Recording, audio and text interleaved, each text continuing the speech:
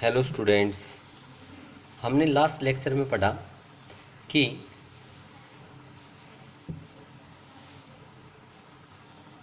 The fact same type of quantity can be added और they can be subtracted. उसी को हम continue करते हैं। एक बार दोबारा देखते हैं इसको। मैंने बताया कि भाई अगर हमारे पास 10 मीटर लेंथ है, उसमें 4 मीटर लेंथ ऐड करी तो हमारे पास बन गई थी ये 14 मीटर के बराबर बन गई थी। इसका मतलब ये हो गया कि ये हमारे पास लेंथ है तो लेंथ की डायमेंशन L1, और ये भी हमारे पास लेंथ है तो लेंथ की dimension L1, and this is the dimension of length L1। Therefore we can say that कि लेंथ में अगर हम लेंथ ऐड करते हैं तो हमें डायमेंशंस हैं वो किसकी ऑब्टेन होते हैं, लेंथ की ही डायमेंशंस हैं वो अपने को ऑब्टेन होती हैं। अब इसी के अंदर हम नेक्स्ट एग्जांपल करते हैं, नेक्स्ट क्वेश्चन करते हैं। मैं आप लोगों को कह दूँ कि भाई f is equal to a root x plus b t के बराबर आ गया। f is the force, x distance and t है वो हमारे पास टाइम है। देन ये कहता है calculate the dimensions a into b. Dimension a और b है, इसका हमें प्रोडक्ट है वो कैलकुलेट करना है। ये फोर्स है तो नेचुरल सी बात है ये भी क्या होना चाहिए, फोर्स कंप्लीट, और ये भी हमारे पास कंप्लीट का कंप्लीट क्या होना चाहिए, फोर्स होना चाहिए। और जब ये फोर्स होगा तो मैं यहाँ से कह सकता हूँ कि a root x must be equal to force. और अगर मेरे को a कैलकुलेट करना है तो force upon under root x के बराबर आएगा। फोर्स की डायमेंशन हमने पढ़ी m1 L1 T-2 x distance, और डिस्टेंस है वो हमारे पास लेंथ होती है तो लेंथ की डायमेंशन हमारे पास आती है L1 आते हैं, और इसका अंडर दी रूट मैं इसको लिख सकता हूँ m1 L1 T-2 upon L1/2, नीचे से ऊपर लेके चलो तो ये आया m1 L1 T-2 into L-1/2। Base same है तो पावर ऐड हो जाएंगी, और जब बेस सेम है पावर ऐड हो गई तो ये हमारे पास आया m1 L1-1/2 और T-2। Then we can say that a is equal to m1 L1/2 T-2। These are the dimension of a की डायमेंशंस आ गई। अब अपने को किसकी चाहिए, b की चाहिए, तो मैं यही तो फैक्ट यूज करूँगा कि B T must be equal to force, और अगर b निकालना है तो हमारे पास क्या आएगा, फोर्स अपॉन टाइम के बराबर आएगा। b becomes equal to force upon time.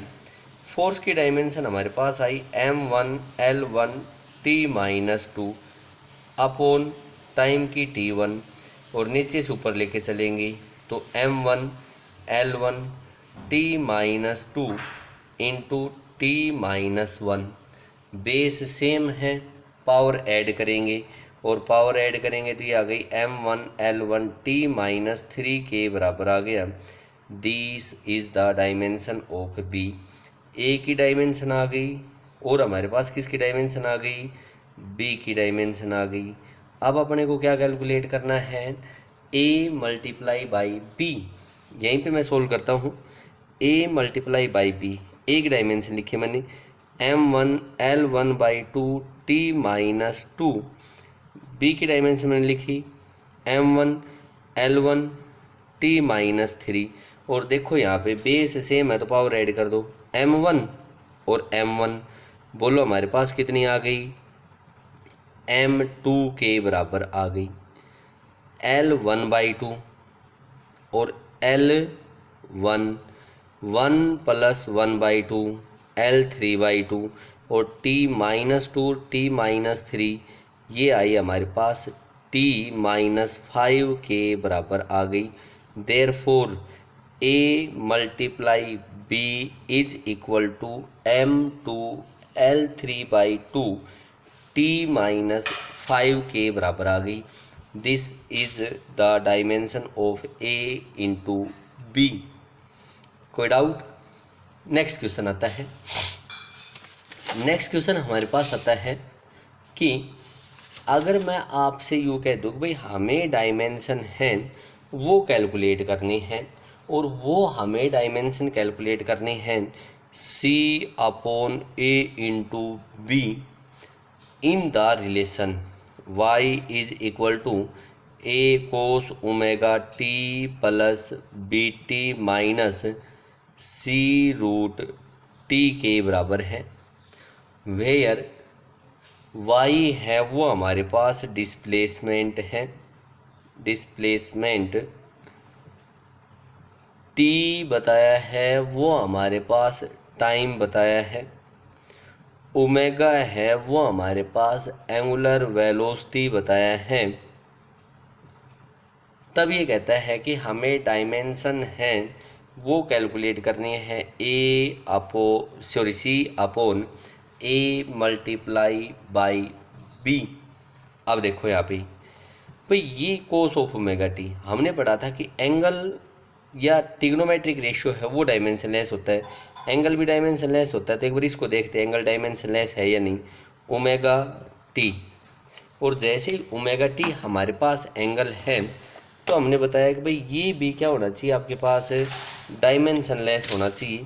और डायमेंशनलेस होगा तो ओमेगा की तो हमारे पास होती है T-1 और टाइम की होती है T1। और बोलो हमारे पास डायमेंशनलेस आया या नहीं? आ गया। तो इसका मतलब ये ठीक है। अब देखो ये y डिस्प्लेसमेंट है तो a भी क्या होना चाहिए? डिस्प्लेसमेंट। क्यों होना चाहिए? क्योंकि ये तो हमारे पास कैसी क्वांटिटी है आपके पास? डायमेंशनलेस है। तो a must be equal to y, a y के बराबर होगा। और y डिस्प्लेसमेंट है तो डिस्प्लेसमेंट एक टाइप की लेंथ होती है। तो a इज इक्वल टू हमारे पास आया L1 आया। दूसरा हमने बताया कि BT must be equal to y। भाई डिस्प्लेसमेंट में डिस्प्लेसमेंट ऐड कर सकते हैं, ये जब कंप्लीट डिस्प्लेसमेंट है तो ये भी कंप्लीट क्या होगा आपके पास? डिस्प्लेसमेंट। और B is equal to y/T। Displacement में L1 टाइम की T1 नीचे से ऊपर गया और ये आ गया L1T-1। और आपसे L1T-1 पूछ ले कि B क्या क्वांटिटी है तो बोलो वेलोसिटी है या नहीं?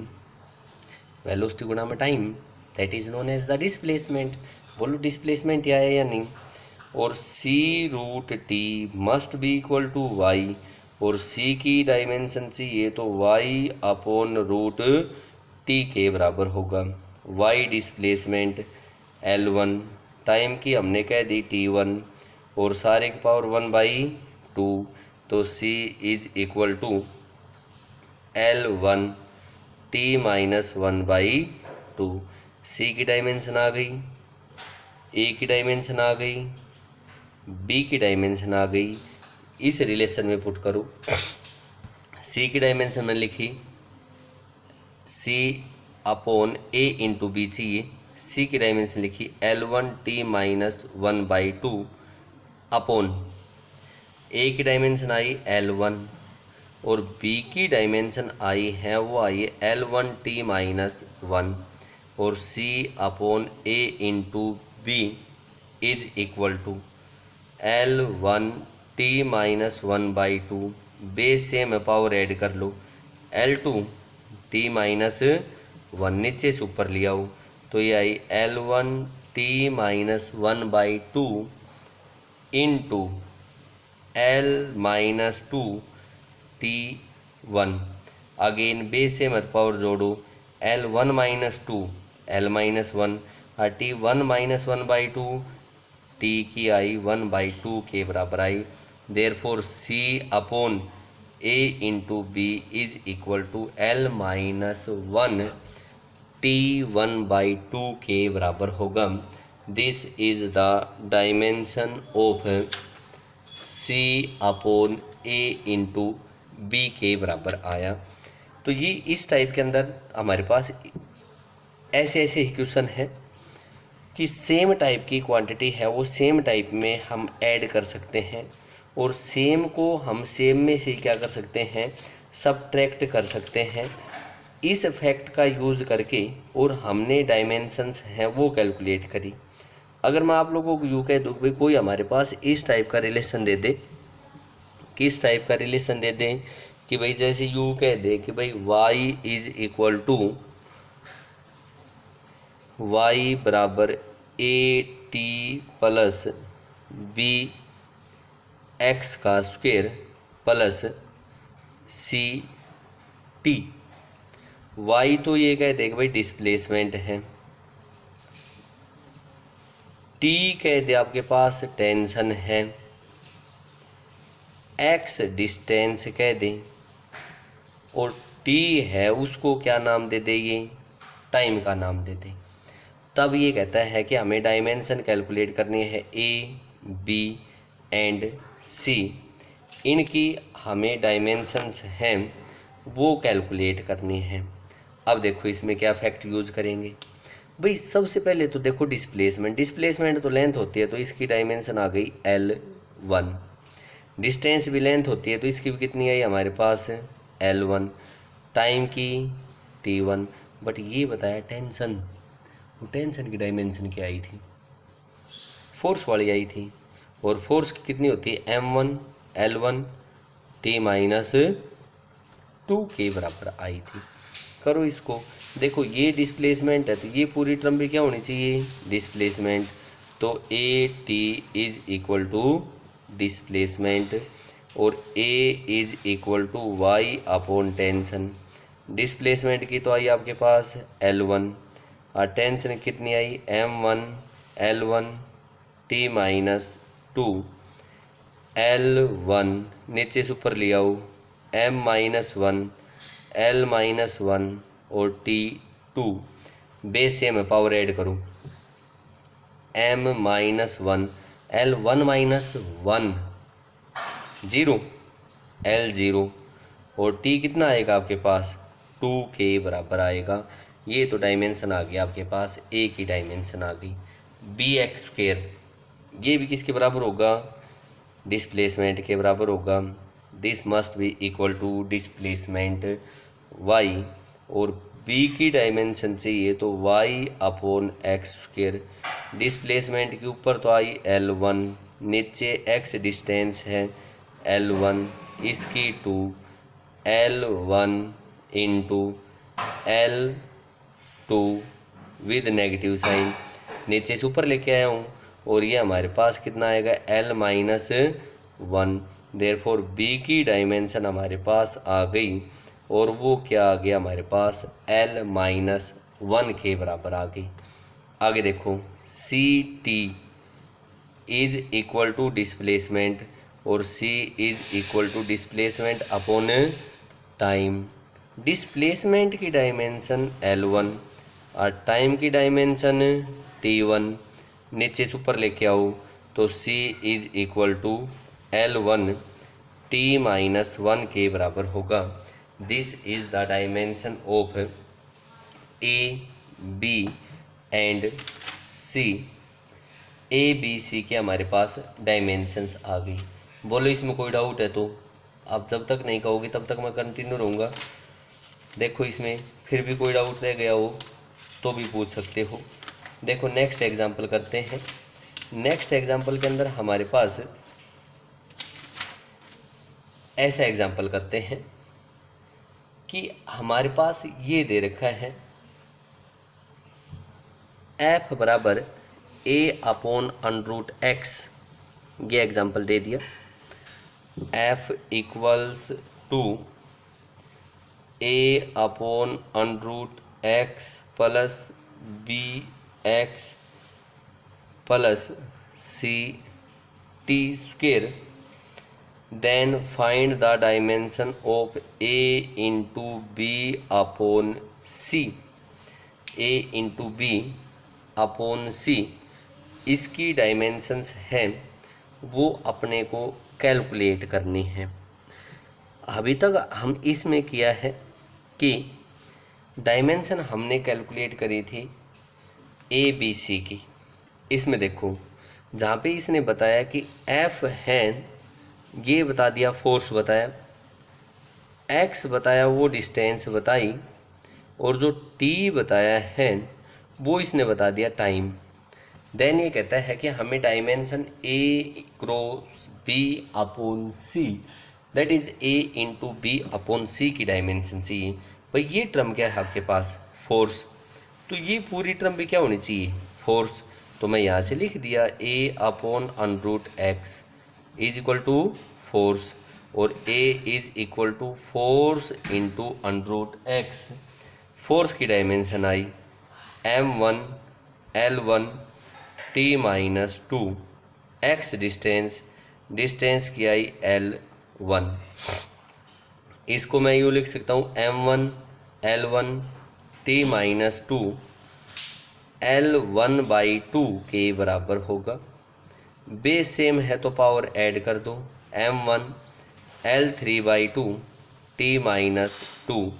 ये तो डायमेंशन आई हमारे पास, ए की डायमेंशन है।